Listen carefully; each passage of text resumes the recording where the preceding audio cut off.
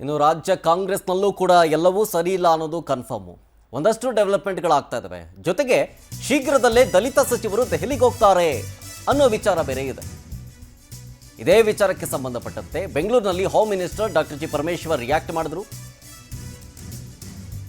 ನನ್ನ ಲೀಡರ್ಶಿಪ್ನಲ್ಲಿ ದೆಹಲಿಗೆ ಹೋಗ್ತಾರೆ ಅಂತಿದ್ದಾರೆ. ಅದು ನನಗೆ ಗೊತ್ತಿಲ್ಲ. ನಾನು ಇಲಾಖೆ ಕೆಲಸಕ್ಕೆ ಹೋಗ್ತಾ ಇದ್ದೀನಿ ಅಷ್ಟೇ. ಅವ್ರು ಯಾಕೆ ಹೋಗ್ತಾರೋ ನಂಗೆ ಗೊತ್ತಿಲ್ಲ. ಹೋಗಲೇಬಾರ್ದು ಅಂತೇನಿಲ್ಲ, ಅವಶ್ಯಕತೆ ಇದ್ದರೆ ಹೋಗ್ತೀವಿ ನಾವು. ಹೀಗಂತ ಬೆಂಗಳೂರಿನಲ್ಲಿ ಗೃಹ ಸಚಿವ ಡಾಕ್ಟರ್ ಜಿ ಪರಮೇಶ್ವರ್ ಹೇಳಿದ್ರು.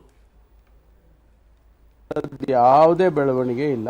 ನಾನು ಡೆಲ್ಲಿಗೆ ಯಾವ ಡೆಲಿಗೇಷನ್ನು ನಾವು ತಗೊಂಡೋಗ್ತಿಲ್ಲ, ಅಥವಾ ಯಾವ ಅಂತ ರಾಜಕೀಯ ಬೆಳವಣಿಗೆಗಳು ಯಾವುದು ಕೂಡ ಇಲ್ಲ. ನಾನು ಮೊನ್ನೆನೂ ಹೇಳಿದೆ ನಿಮಗೆ, ನನಗೆ ಇಲಾಖೆ ಕೆಲಸ ಇದ್ದಾಗ ಹೋಗ್ತೀನಿ ಅನ್ನೋದು ಬಿಟ್ಟರೆ ಬೇರೆ ಬೇರೆ ರೀತಿಯಲ್ಲಿ ನಾವೇನು ಹೋಗಬಾರ್ದು ಅಂತ ಏನಿಲ್ಲ.